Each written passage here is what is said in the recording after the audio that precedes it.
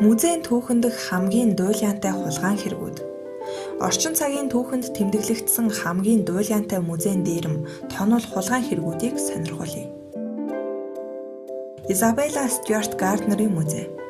1990 оны 3 дугаар сарын 18-нд цагдаагийн офицерийн хувцас өмссөн хоёр эрэгтэй музейд орж ирээд Рембрандтад Моне Дега нарын бүтээл болох $500 сая үн бүхий 13 бүтээл хулгайлжээ. Музейн шөнийн манаач Ричард Аббатыг музейн хонголд хүлж үлдээсэн болохыг цагдаагийнхан олжээ. Дээрэмчид цагдаагийн офицерийн хувцастай байсан болохоор хамгаалагч хуурдан тэдэнд хаалга онгойлгож өгсөн байна. Хаяа мансууруулах байц хэрэгжилчдэг байсан 23 настай хамгаалагчийг энэ хэрэгт сэжиглэж байсан ч түүнийг буруутгах үндслэлгүй байсан юм. Вермер, Рембрандт, Моне нарын үнэлж баршгүй уран бүтээл энэ үед алга болж өнөөдрийн хүртэл олдоогүй байна. Парисын орчин үеийн урлагийн музей. 2010 онд Парисын орчин үеийн урлагийн музейд хулгай орж хэд хэдэн алдартай зураачдын уран зураг алгуулсан ажээ. Тэрхүү хулгайч цонхоор нэвтрэн орсон тодорхой байсан ч тус музейн хамгаалалтын 3 ажилтан ямар ч сэжиг аваагүй, юу ч мэдээгүй байсан хачирхалтай. Дэлхийн алдартай сор зураачид болох Пикассо, Матиссе, Модигляни нарын €500 сая үн бүхий уран бүтээлийг хулгайлсан байна. Албаны хүмүүс энэхүү хулгайг ганц хүн хийсэн болохыг хожим баталсан юм. Үүнээс харахад тэр үнэхээр л мэргэжлийн хулгайч гэдэг нь байжээ. Нью-Йорк хотын урлагийн агуулга. 1987 онд Нью-Йорк хотын урлагийн агуулгад хулгай орж $18 сая хохирлыг учруулсан байна. Гэвч цагдаагийн тусгай багийн ажилчид түргэн шуурхай ажилласны ачаар хулгайчийг баривчилжээ. Ван Гогийн музей. 2002 оны 12 сард Голландын нийслэл Амстердам хотод орших Ван Гогийн музейд хулгай орж $30 сая хохирол учирсан байна. Албаны хүмүүсийн мэдээлж буугаар хулгайчид шатаар дамжин музейн дээвэр рүү гарч улмаар дотогш нэвтэрсэн ажээ. Эл явдал ердөө л хормын дотор болж өнгөрсөн байна. Мөн тэд энэхүү хулгайг зохион байгуулалттайгаар эртнээс бэлдсэн хэмээх таамгийг дэвшүүлсэн юм. Улмаар 2004 онд 2 хүнийг сэжиглэн баривчилсан боловч уран зураг харамсалтай нь одоо хүртэл олдоогүй.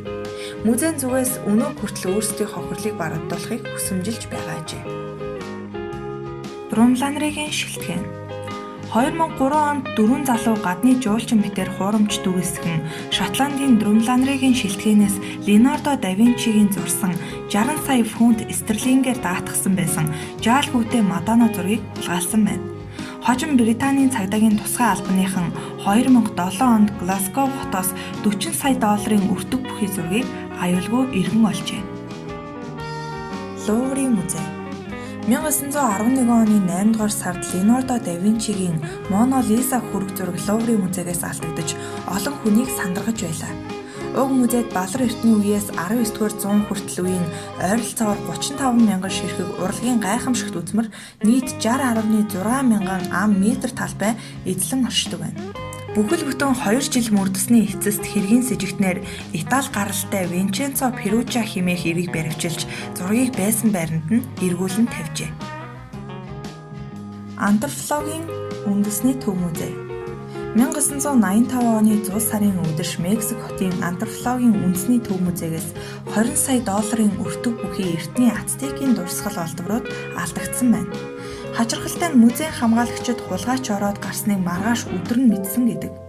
Нийт 7 үзмэр маш учир битүүлгээр алдагдаад харамсалтай нь одоо хүртэл олдоогүй байна.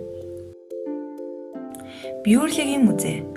2008 онд Швейцарын Цюрих хотод байх Бюрлигийн музейд маск зүүж зэвсгэлсэн этгээдүүд $184 сая өртөг бүхий Ван Гог, Сезанне гэх мэт зураачдын алдартай уран бүтээлүүдийг дээрэмдсэн байна.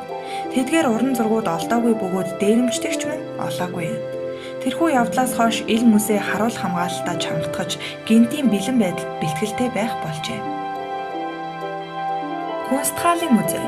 2013 онд Голланд улсын Кунстхалын музейгээс Моне, Пикассо, Матиссе, Гогийн хэмээх алдартай зураачдын зураг алдагдсан байна. Тэрхүү хэргийг ердөө 3 минутын хугацаанд хийсэн болохыг цагдаа нар тодорхойлоод байна. Тэдгээр зургууд ойролцоогоор $24 сая үнэлэгдэж байжээ. Хожим Ромын улсын Харьяат эрийг тэрхүү хэрэгт сэжиглэн баривчилж улмаар тус музей харуул хамгаалалтыг сайжруулжээ. Харамсалтай нь энэ хэрэгт сэжигтнээр татагдсан Румын залуугийн ээж хүүгээ хамгаалахын тулд хосгүй үнэт уран зургуудыг шатаасан гэдгээ хүлээн зөвшөөрсөн юм. Энэ хэрэгт холбогдсон 2 эрд 6-аас 8 жилийн хоригял сонссон байна.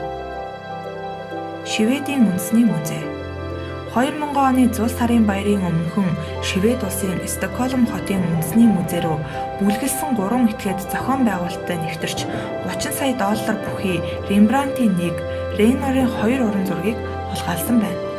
Тэд яг л кинон дээр гардаг шиг музейн эсрэг талын машинд тесрэх бөмбөг суйрлуулан дэлбэлж цагдаа хууль хяналтынхны анхаарлыг татаж байх зур музей рүү зэвсэглэн нэвтэрч урлагийн бүтээлийг хулгайлсан байна.